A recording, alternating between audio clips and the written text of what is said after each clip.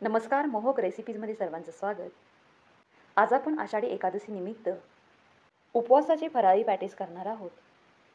हे पॅटीस अगदी मोजक्या साहित्यामध्ये तयार होते व खायलाही एकदम अप्रतिम लागते. चला तर मग रेसिपीला सुरुवात करूयात. सर्वात प्रथम आपल्याला 1 वाटी साबुदाणा एखाद दुसरा मिनिट भाजून घ्यायचा आहे. हा साबुदाणा खूप जास्तही भाजून घ्यायचा नाही. त्यातला ओलसरपणा फक्त कमी होईपर्यंतच भाजून घ्यायचा आहे. 2 मिनिट साबुदाणा भाजून घेतल्यानंतर हा साबुदाणा आपल्याला एका दुसऱ्या भांड्यामध्ये काढून पूर्णपणे थंड करू द्यायचा आहे व पूर्णपणे थंड झाल्यानंतर मिक्सरमधून बारीक वाटून घ्यायचा आहे व त्याची बारीक वाटून घेतलेली पावडर चाळणीमधून चाळून घ्यायची आहे. साबुदाण्याची पावडर तयार करून झाल्यानंतर पॅटीसच्या आवरणासाठी आपल्याला एक पारी तयार करावी लागणार आहे. त्यासाठी इथे एका ताटामध्ये 5 बटाटे उकडून त्याची साल काढून घेतलेली आहे. ते एका किसणीने किसून घेऊयात. हे बटाटे तुम्ही किसणीने किसण्याऐवजी हाताने कुस्करून घेतले तरीही चालू शकतात. परंतु अशा प्रकारे बटाटे किसणीने किसून घेतल्यामुळे पॅटीसाठी लागणारी पारी अगदी मऊसूत तयार होते. बटाटे किसून झाल्यानंतर आता हा किसलेला बटाटा चांगला परत एकदा मिक्स करून घेऊया. यामध्ये चवीपुरतं मीठ घालून घेऊया. तसेच आपण साबुदाण्याची जी पावडर तयार केली होती त्यापैकी सर्वात प्रथम इथे 3 चमचे पावडर यामध्ये घालून घेऊया. साबुदाण्याची पावडर किंवा पिठी एकदम यामध्ये घालून घ्यायची नाही. तसेच हा गोळा थोडासा घट्टसर असा वाटत असेल तर थोड्याशा यामध्ये पाण्याचा वापर केला तरीही चालू शकते. परत यामध्ये 2 चमचे पिठी घालून घेऊया. हा गोळा एकदम दाबून मळून घ्यायचा आहे व एकदम मऊसूत बनवायचा आहे.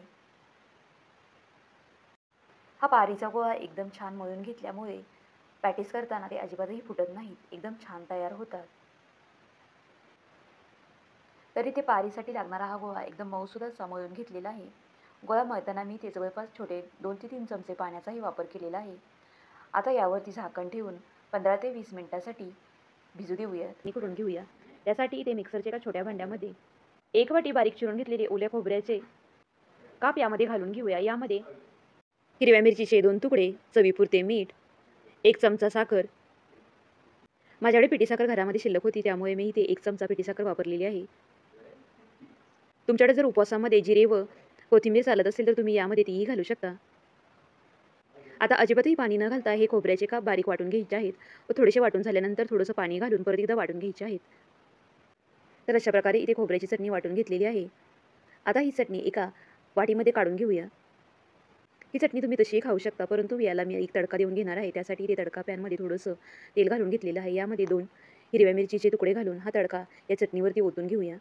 पॅटीसमध्ये भरण्यासाठी आपल्याला खोबऱ्याच्या किसाचे सारण तयार करायचे आहे. त्यासाठी इथे अर्धी वाटी खोबऱ्याचा किस आले किसायच्या किसणीने किसून घेतलेला आहे. त्यामध्ये चवीपुरतं मीठ, 1 चमचा पिठी साखर घालून घेऊया. यामध्ये 1 चमचा हिरवी मिरचीची पेस्ट घालून घेऊया. सर्व पदार्थ घातल्यानंतर हे सारण चांगले मिक्स करून घ्यायचे आहे. तुम्ही जर उपवासामध्ये कोथिंबीर व जिरे खात असाल तर यामध्ये तुम्ही कोथिंबीर व जिरेही घालू शकता. हे तयार झालेल्या सारणाचे छोट्या छोट्या आकाराचे म्हणजे पॅटीस करत असताना पारीमध्ये यातील एक गोळा उचलून भरायला सोपे जाईल. तर अशा प्रकारे इथे लिंबाच्या आकाराचे 10 ते 12 या सारणाचे गोळे तयार करून घेतलेले आहेत. 20 मिनिटं झालेली आहेत आणि या पारीसाठी लागणारे पीठही चांगले मऊसूत भिजलेले आहे. हे पीठ परत एकदा मऊ करून घेऊया. पॅटीस करण्यासाठी या पिठातील एक छोटासा गोळा तोडून घेऊया व पोळपाटालाही थोडंसं तेल लावून घेतलेलं आहे. हा गोळा पोळपाटावरती ठेवून त्याला असा गोलाकार आकार देऊन घेऊया. गोलाकार आकार देऊन झाल्यानंतर यामध्ये सारण भरून घेऊया. सारण भरून झाल्यानंतर याचे तोंड बंद करून या पॅटीसला चपटा आकार देऊन घेऊया. याला तुम्ही तुमच्या आवडीनुसार आकार देऊ शकता. तुम्ही याला गोल आकारही देऊ शकता. अशा प्रकारे राहिलेले सर्व पॅटीस तयार करून घेऊया. या पारीचे तोंडही चांगले मिटून घ्यायचे आहे, नाहीतर पॅटीस तेलात सोडल्यानंतर तेलामध्ये फुटले जाईल. इथे थोडेसे पॅटीस तयार करून झाल्यानंतर हे पॅटीस तळायला घेऊया. त्यासाठी इथे कढईमध्ये तेल गरम करत ठेवलेलं आहे. हे तेल चांगलं गरम झाल्यानंतर यामध्ये एक एक करून पॅटीस सोडून घेऊया. पॅटीस तळत असताना आपल्याला कढईमध्ये खूप जास्त गर्दी करायची नाही. पॅटीस तेलामध्ये सोडल्यानंतर एखाद दुसऱ्या मिनिटानंतरच पॅटीस उलट बाजूने उलटून घ्यायच्या आहेत. लगेचच पॅटीस हलवायची गडबड करायची नाही. 2 मिनिटांनंतर इथे पॅटीस उलटून घेऊया. तर अशा प्रकारे 2 ते 3 वेळा पॅटीस उलटपालट केल्यानंतर पॅटीसला दोन्ही बाजूने छान असा गोल्डन ब्राऊन रंग येऊ लागलेला आहे. आपल्याला हे पॅटीस मध्यम आचेवरती तळून घ्यायचे आहे. दोन्ही बाजूने छान असे पॅटीस तळून झाल्यानंतर तेलामधून काढून घेऊया. अशा प्रकारे राहिलेले सर्व पॅटीस तळून घेऊया. तर अशा प्रकारे इथे आपले बाहेरून कुरकुरीत व आतून मऊसूत असे उपवासाचे पॅटीस तयार झालेले आहे. यातील एक पॅटीस आपण तोडून पाहूया. तर यात सारण अगदी शेवटपर्यंत गेलेलं आहे. हे पॅटीस आपण तळून जरी केलेले असले तरी पॅटीस तळण्यासाठी खूप जास्त तेल लागलेलं नाही. व्हिडिओ पाहिल्याबद्दल धन्यवाद. पुन्हा भेटूयात अशाच एका नवीन रेसिपीसह. तोपर्यंत घरी बनवलेले पदार्थ खा आणि स्वस्थ राहा.